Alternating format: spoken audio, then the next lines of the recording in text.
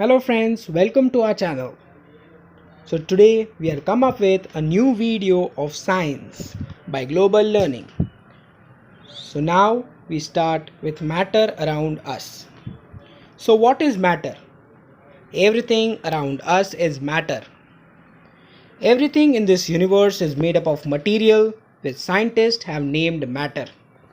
जो भी आपको आसपास दिख रहा है, छोटे से छोटा स्टोन या फिर पेबल से लेकर के बड़े बड़े बिल्डिंग्स, सब मैटर होता है.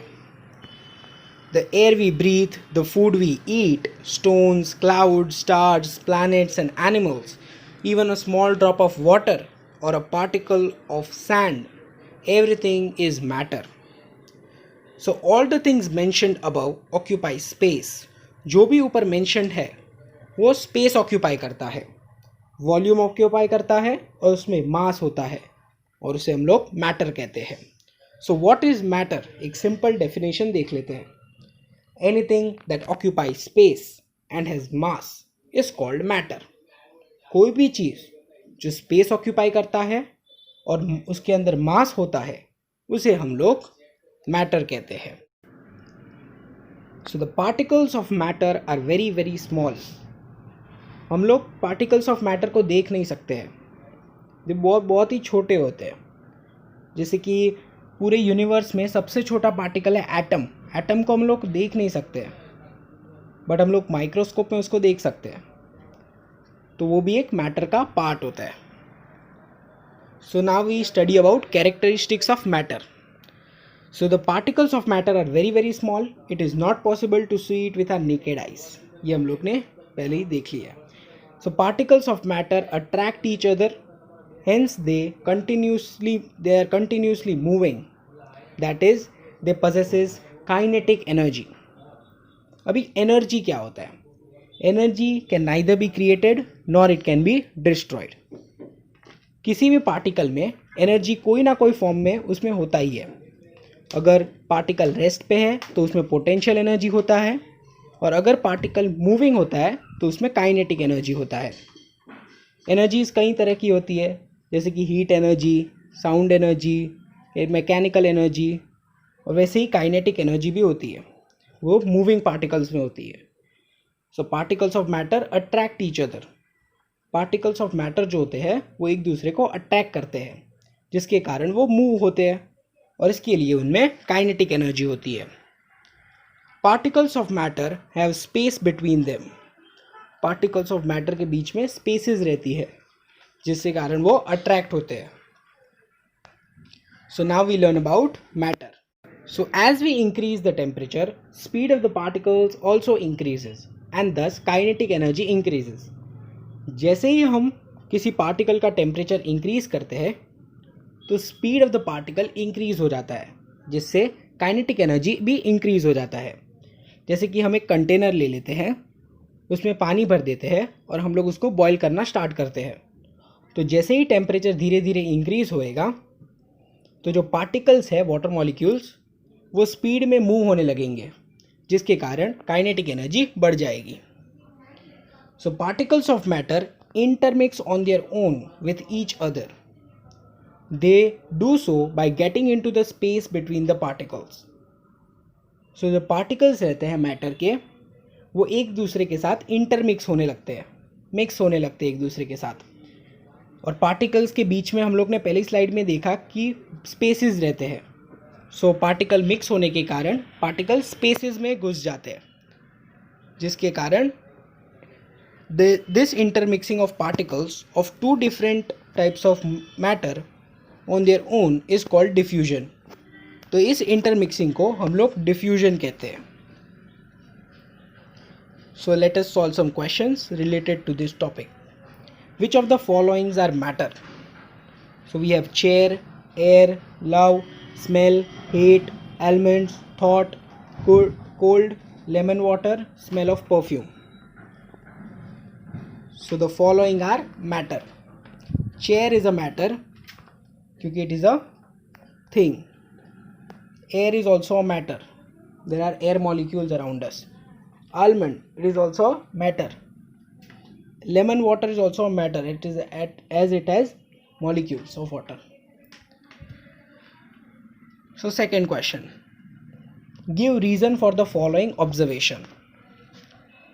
The smell of hot sizzling food reaches you several meters away, but to get the smell from cold food you have to go close. आपने देखा ही रहेगा, अगर कुछ घर में खाना बन रहा रहता है तो वो गरम गरम खाना बन रहा रहता है तो आपको उसकी स्मेल बाहर तक आ जाती है, पर किसी ठंडी चीज़ की स्मेल नहीं आती है. सो क्यों नहीं आती है वो हम लोग देखते हैं सोल्यूशन में. इन high temperature the kinetic energy of the molecules increases and hence we get the smell of the hot sizzling food several meters away. So जब भी खाना बन रहा रहता है तभी वो हाई टेम्परेचर पे रहता है और उसके लिए kinetic energy of the molecules ज़्यादा रहती है, जिसके कारण वो एयर में ट्रैवल करती है और हम तक पहुंच जाती है, जिससे उसकी स्मेल दूर तक जाती है. सब लोग एक लास्ट क्वेश्चन ले लें. Diver is able to cut through water in a swimming pool. Which property of matter does this observation shows. So एक डाइवर जब स्विमिंग पूल में कूदता है, वो जब भी कूदता है तभी वाटर मॉलिक्यूल्स दूर हो जाते हैं और उसको उसकी जगह बन जाती है उधर स्विमिंग पूल में. ये कैसे होता है. Diver is able to cut through water due to weak attractive forces between water molecules. Driver उधर जगह बना पाता है खुद के लिए क्योंकि जो वाटर मॉलिक्यूल्स की अट्रैक्टिव फोर्सेस रहते हैं वो बहुत ही वीक होते हैं, जिसके कारण वो दूर हो जाते हैं. Now we study about states of matter. Matter around us exist in 5 different states.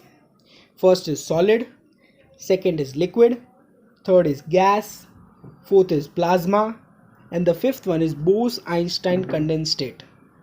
इस चैप्टर में हम लोग सिर्फ फर्स्ट 3 स्टेट्स के बारे में ही पढ़ेंगे. These states of matter arise due to variation in the characteristics of particles of matter. जैसे कि आप इस इमेज में देख सकते हैं, सॉलिड के मॉलिक्यूल्स बहुत ही पास पास है, फिर लिक्विड के थोड़े दूर दूर, गैस के तो बहुत ही दूर है. ओके, हम लोग स्टार्ट करते हैं विद अ सॉलिड स्टेट. तो आप इस इमेज में देख सकते हैं कि कैसे ओरिएंटेशन रहता है मॉलिक्यूल्स का in solid. The solid state has a definite shape, distinct boundaries and a fixed volume that is have negligible compressibility. Solid state में जो रहता है उसका एक डेफिनेट शेप रहता है, उसका एक फिक्स्ड शेप रहता है, उसमें बाउंड्रीज रहती है डिस्टिंक्ट और फिक्स्ड वॉल्यूम रहता है, और हम लोग उसको कंप्रेस नहीं कर सकते क्योंकि वो सॉलिड रहता है. पार्टिकल्स बहुत ही बाजू में होने के कारण हम लोग उसको कंप्रेस नहीं कर पाते हैं. Solids have a tendency to maintain their shape when subjected to outside force. But अगर बाहर का फोर्स ज़्यादा होने के कारण वो उसका शेप चेंज नहीं होता है, बट वो टूट जाता है. जैसे कि ग्लास ले लेते हैं. ग्लास को अगर हम लोग ने ज़्यादा फोर्स अप्लाई किया तो वो टूट जाएगा, पर उसका शेप चेंज नहीं होने देगा वो. Solids may break under force but it is difficult to change their shape. They are rigid. वो रिजिड होते हैं, मजबूत होते हैं. आप इस सॉलिड मॉलिक्यूल को देख सकते हैं कि कैसे वो वाइब्रेट करते हैं मॉलिक्यूल्स को. सम सॉलिड्स, हम लोग थोड़े ट्रिकी एग्जांपल्स ले लेते हैं सॉलिड्स के. Rubber band. आपको क्या लगता है रबर बैंड सॉलिड होता है? क्योंकि वो तो स्ट्रेच भी हो सकता है, उसका शेप तो चेंज होता है. आपको क्या लगता है? Rubber band changes shape under force and regains the same shape when the force is removed. If excessive force is applied, it breaks. इसलिए वो solid है, क्योंकि अगर ज़्यादा फोर्स लगाया तो वो टूट जाएगा. उसका इलास्टिक प्रॉपर्टी के कारण वो हम लोग उसको स्ट्रेच कर सकते हैं, बट वो है सॉलिड. सेकेंड एग्जाम्पल है शुगर का. हम लोग शुगर किसी भी कंटेनर में भरते हैं तो वो उस कंटेनर का शेप ले लेती है. तो क्या शुगर सॉलिड है? The shape of each individual sugar और salt crystal remains fixed whether we take it in our hand, put it in a plate or in a jar. तो हम लोग शुगर का जो एक क्रिस्टल रहता है उसका शेप फिक्स्ड रहता है, इसीलिए वो एक सॉलिड है. ओके, स्पॉन्ज एक सॉलिड है या? So a sponge has minute holes in which air is trapped. When we press it, the air is expelled out and we are able to compress it. तो sponge के जो holes रहते हैं उसके अंदर एयर भरा रहता है, जिसके कारण हम लोग उसको कंप्रेस कर सकते हैं, बट जो मास रहता है वो तो सॉलिड है. सो अभी हम लोग लिक्विड स्टेट के बारे में बात करते हैं. सो लिक्विड स्टेट में आप देख सकते हैं मॉलिक्यूल्स आर मतलब थोड़े दूर दूर रहते हैं molecules. So liquids have no fixed shape but has fixed volume. Liquid के पास कोई फिक्स शेप नहीं रहता है. हम लोग जिस कंटेनर में डालेंगे वो उस कंटेनर का शेप ले लेते हैं, बट उनका वॉल्यूम फिक्स्ड रहता है. They take up the shape of the container in which they are kept. Liquids flow and change shape, so they are not rigid but can be called fluid. तो हम लोग liquids को fluid बोल सकते हैं क्योंकि वो लोग रिजिड नहीं होते हैं और फ्लो हो सकते हैं, और शेप जो भी कंटेनर में डालेंगे उसका शेप ले लेंगे. So let us see the liquid कैसे वो फ्लो होता है. ओके, सो अभी हम लोग गैसियस स्टेट देख लें. गैसियस स्टेट में मॉलिक्यूल्स बहुत ही दूर दूर होते हैं, जैसे कि एयर में. So gases are highly compressible as compared to solid and liquid.